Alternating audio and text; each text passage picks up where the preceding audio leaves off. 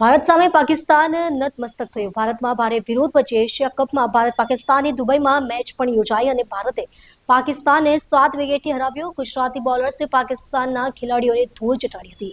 પાકિસ્તાન સામે ભારતની ઐતિહાસિક જીત બાદ સુરત ભાગળ 4 રસ્તા પર જશ્નનો માહોલ જોવા મળ્યો છે।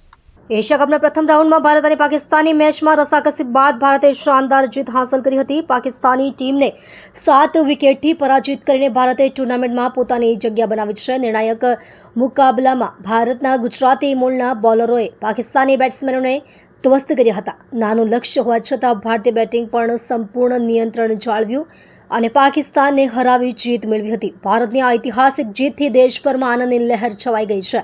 ત્યાં સુરત શહેરના ભાગળ 4 રસ્તા પર હજારો ક્રિકેટ પ્રેમીઓની ભીડ ભેગી થઈ અને તેમણે ટીમ ઇન્ડિયાની જીતનો જશ્ન મનાવ્યો। લોકો તિરંગા લહેરાવીને નાચગાન કરી અને મીઠાઈઓ વહેંચીને આ યાદગાર જીતની ખુશી પ્રગટ કરી। ભારતની વિજય ઉજવણી કરવા માટે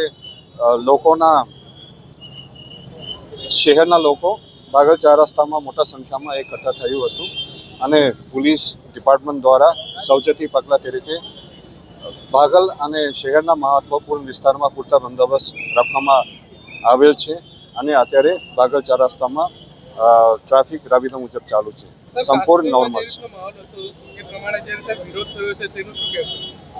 અત્યારે ભાગળ 4 રસ્તામાં સંપૂર્ણ સિચ્યુએશન નોર્મલ છે અને કઈ આ પ્રકારના જોવામાં આવેલ નથી।